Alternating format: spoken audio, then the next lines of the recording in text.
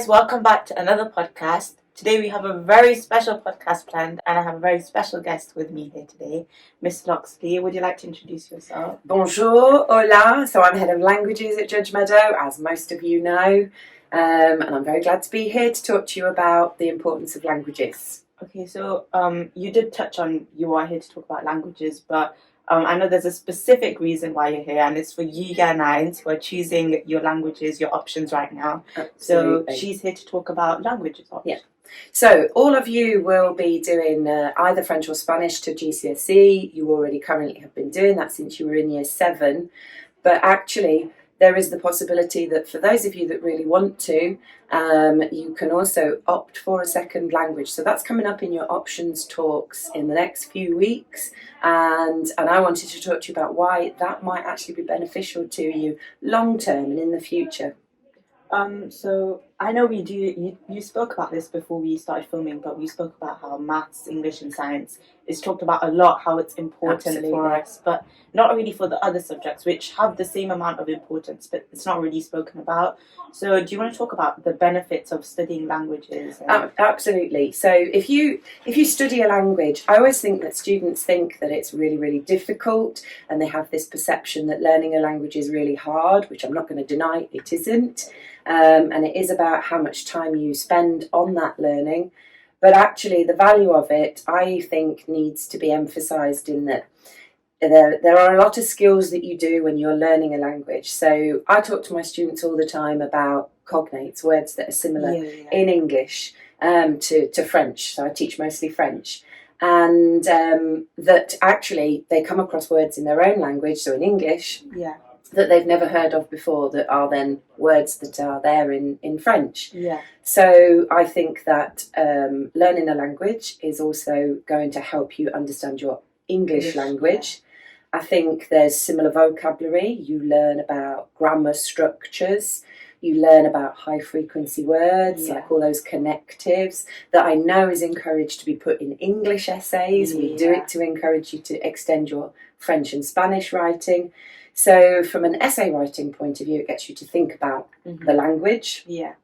It's an excellent, because you have to learn so much vocabulary and grammar, and the best way to do it is to do sort of that space practice, small amounts and often, but you have to train your memory, and training your memory obviously will help for revision at a later date, when you've got assessments, when you've got exams. And I also think, particularly when you're trying to work things out, so let's say a grammar issue, you're trying to work out how to do a tense. I liken that a little bit to like a maths problem. So learning a language helps you think, helps your brain work, helps with problem solving. So it's therefore excellent in, say, helping you with subjects like maths and science. You use. That's one of the questions that you've actually I was going to ask you was, how do you think languages study links to other important GCSE So I think in terms of a careers point of view, the potential for recruitment and the potential for earning is heightened when you have languages. We live in a multicultural society where hundreds of languages are spoken in the UK. So therefore, you could say that languages could be used in any area of work. If you work in this country, you could work in care, you could work in hospitals, you could be a doctor, for example, or a nurse. And you're going to have to deal with patients. So if you've got a little extra language and you can try an extra language, it's going to help you in your work. I think traditionally, it's always thought, what can I do with a language? Translation, teaching. Yeah, that's true. But if that's not of an interest, then it doesn't seem important. I feel like also learning another language, like, for example, hopefully in the future, I want to go into like medicine and stuff like that. But also a dream of mine is also to go to different countries and work in different countries. It massively opens up. Also in countries like where they have humanitarian crisis, like I'm pretty sure we know one right now that's happening. And a dream of mine is to go and help the people over there. And I know that in other countries it's kind of required for you to know another language as well. So languages in that way helps you to like open other pathways. We're very lazy in this country because English is very widely spoken, but actually percentage-wise, people who speak English in the world, it's still very, very low. But it's interesting that you say that because I had a student quite some time ago. I used to teach A-level in another school, and I had a student who chose to do A-level French. She wanted to be a doctor. She loved French, she wanted to carry that on, she thought it was really useful, and so she went off to do medicine at university. She was big into her sciences, but combined her French and then got a job with Médecins Sans Frontières. Oh, that's the company that I went, the charity, the organisation. I think we even raised money for them in school. Exactly. And it's a really good organisation. Yeah, so that's a really good example. Yeah. I mean, in this school, lots and lots of our students have English as a second language in the first place.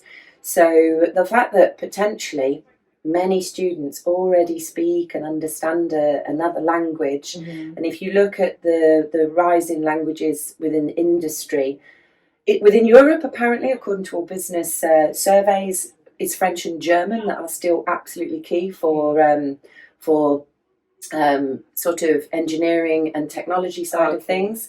But obviously, Arabic, Russian, Asian languages with the developing world are going to be essential. And I think it's very important. Once you've learned one language and the way a language actually works, it can be quite easy to pick up another. I think that's very true. So moving on from how it is in the wider world, let's talk about in school GCSEs. Yeah. Because I know that's the big exam that we have at the end. Exactly. So how do you pass a languages GCSE? Yeah. I understand that it's for lots of students it's not their most important subject.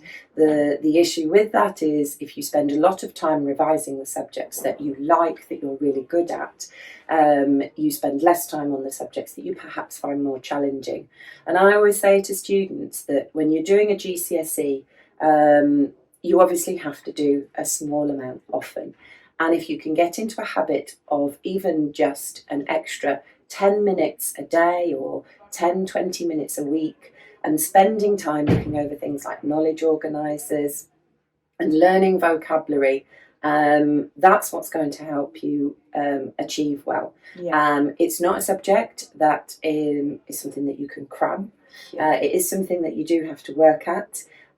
We talk about in Judgemeadow having the spaced practice, the retrieval practice, about being organised, about being disciplined. That's what it is. That's what's required when you're learning a language. But I tell you what, there's something really good when you can talk about someone in a different language and they have no idea what you're saying. It gives you a real sense of power. So I really think that learning languages, it's hard, but it's exciting and it's fun. And because it's difficult, it's a challenge, and I think more and more people should just try and rise to the challenge. And then again, like I say, it goes with lots of other subjects. What are career prospects for with learning languages? Okay, so round school we've got loads of posters. We've got a huge number. We've got a big display in the languages corridor that suggests all sorts. So as I've already said, it's not just about teaching and translation.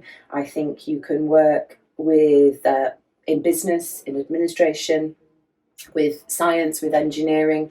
And what I really like, and I've been encouraging Year 11, I know that some students with potential A-level choices after GCSE, they might not want to do A-level French or A-level Spanish, but that doesn't stop you from learning a language later on in life, either teaching yourself, or if you choose to go to university, potentially saying, right, well, I learned French when I was up at 16, when I up to GCSE.